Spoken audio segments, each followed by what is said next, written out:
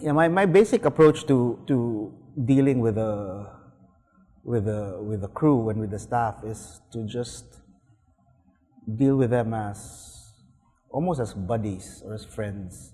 On a set, the director of photography, and the AD, and sometimes the script con, the main creative hive, if you will, is insulated from everything. It's just so we can focus on the sequence or on the shot or on the film.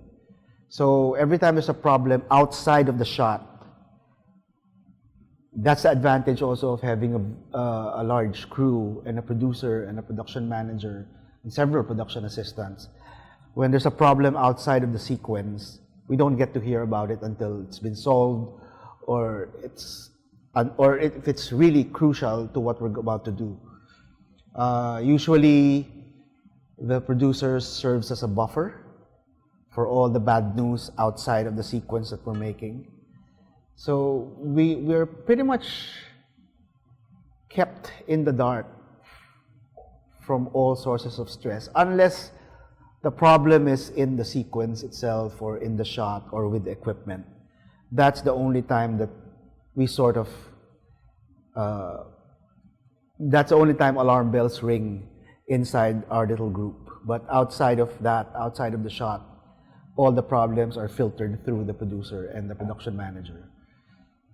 So we're pretty much left in the dark so that we can focus, I suppose. So that, in a way, that's one advantage of working with a large crew or with a large staff.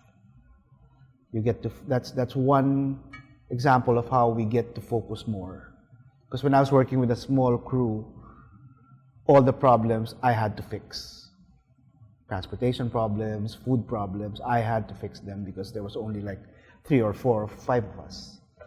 But with a bigger crew, with a bigger staff, you're left to do what you're supposed to do on set. So, the smallest crew I've worked with, I think, if I remember it right, there were just 4 of us.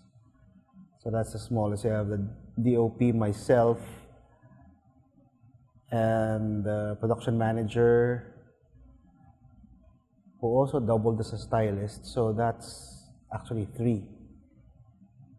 So that's the smallest. I don't think I've worked with a crew larger than 10 back in the days when I was making films for myself. So it's fairly easy to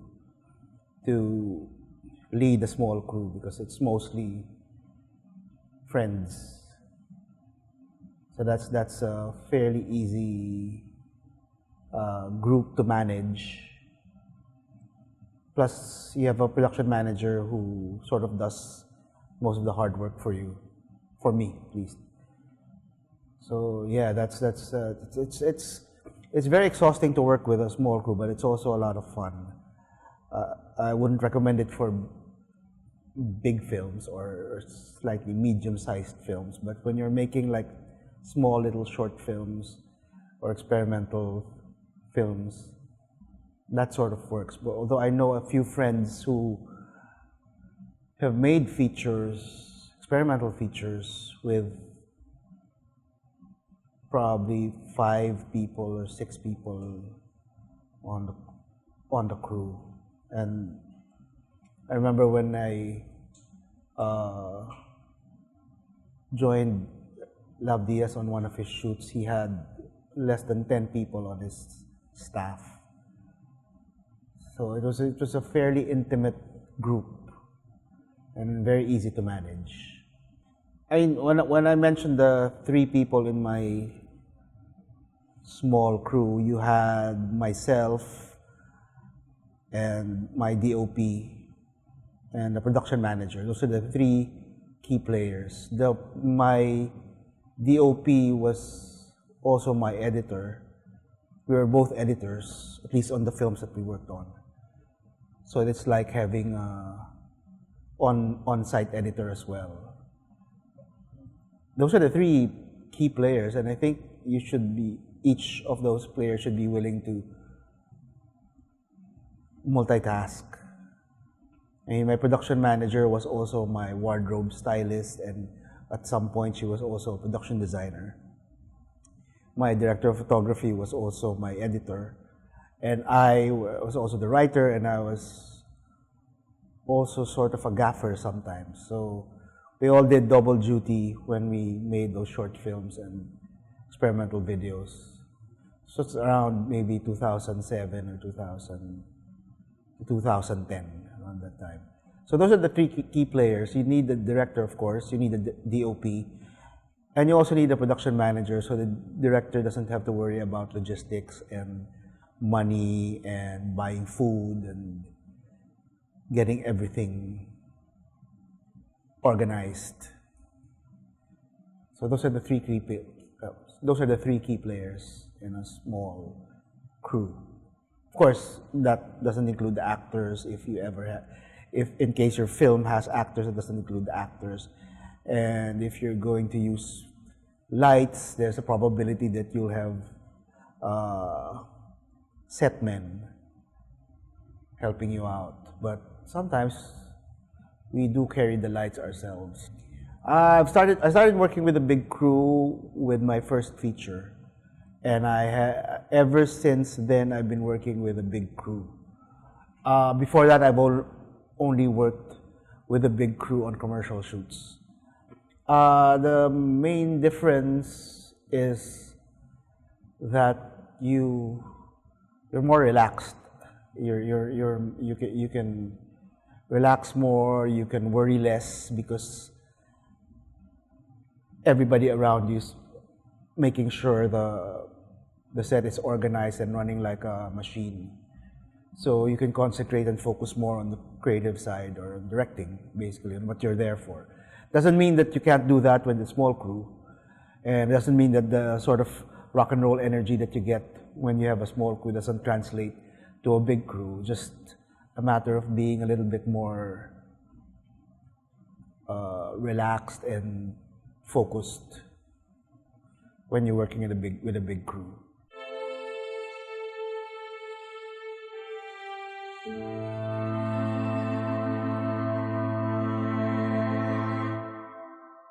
I've been hearing a lot of people compliment my sets as being relaxing.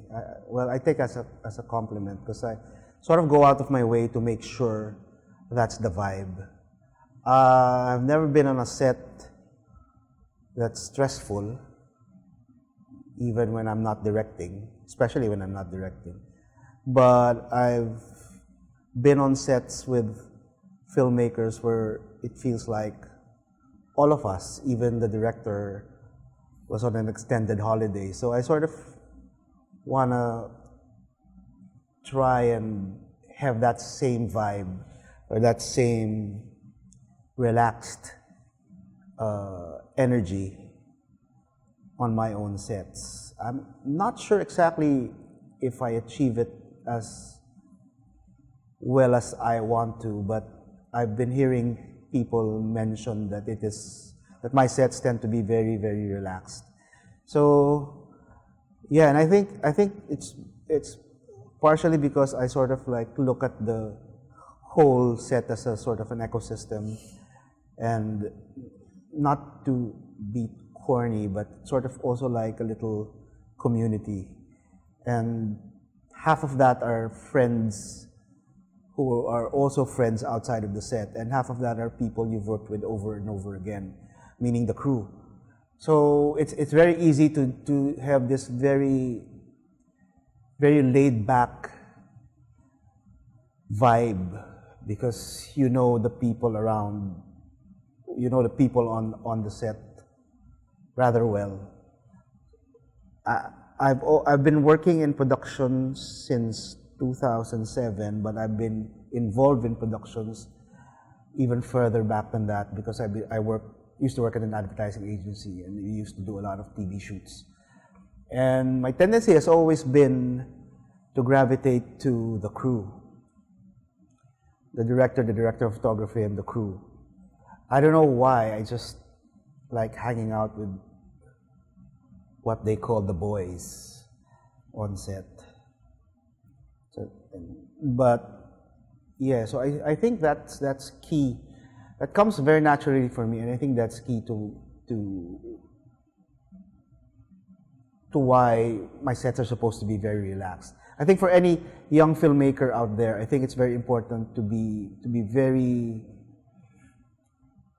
well friendly and authoritative at the same time. I don't know exactly how you strike that balance, but it's very easy to strike that balance. I think that's very important on set because I've always told myself that this is something that I love to do, and why should I be grumpy on set when I'm doing what I love to do? And it's fun, essentially. As tiring as it gets, it's actually fun. So it's very easy to be a little bit lighter than usual on set, even if problems set in. So I think it's very important for the interaction or the coexistence between the director and the rest of the staff. I think the nature of that is very important, and it also sort of gives the set a certain energy, regardless of whether there's animosity between the director and the crew or there's harmony. That affects the set. So I don't know. It's. I'd rather have harmony. So I don't know if you're a young filmmaker and you haven't worked with a big crew yet. Yeah, maybe that's my advice. That try and be a little bit more chill, because you're doing what you love, so you have no reason to complain.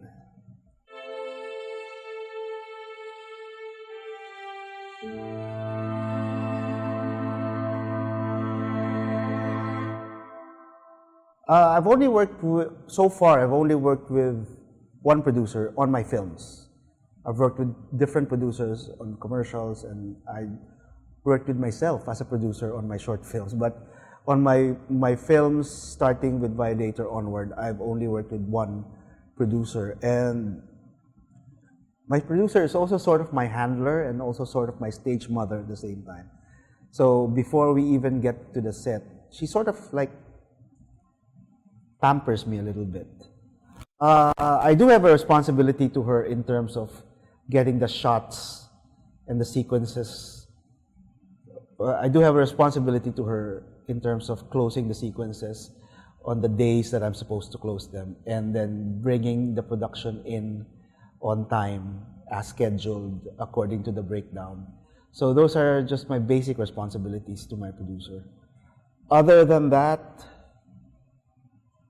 well, our workflow has been established since 2014. It hasn't changed since then.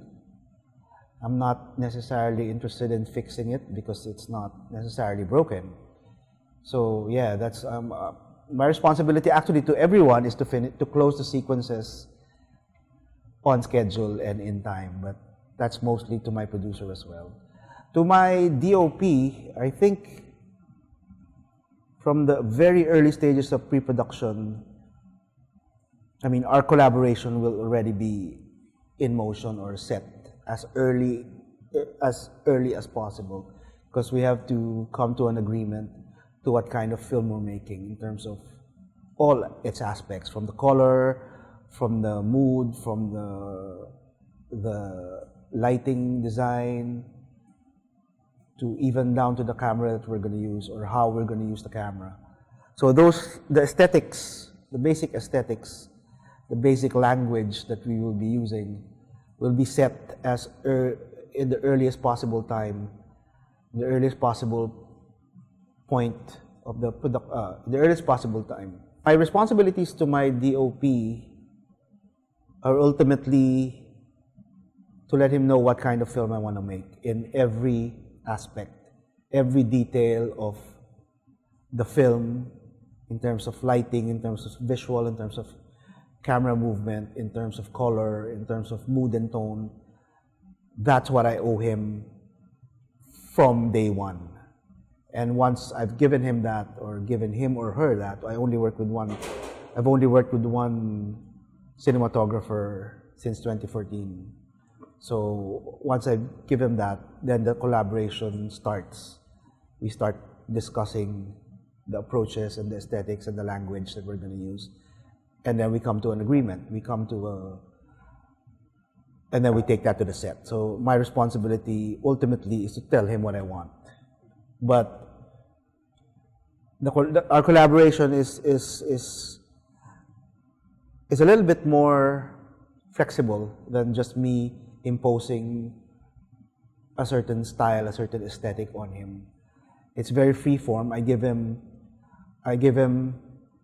an idea of what I want, and then I sort of let him play within the parameters of that idea, and then we sort of have a good back and forth, eventually with the AD as well, on what the right thing to do with each sequence is.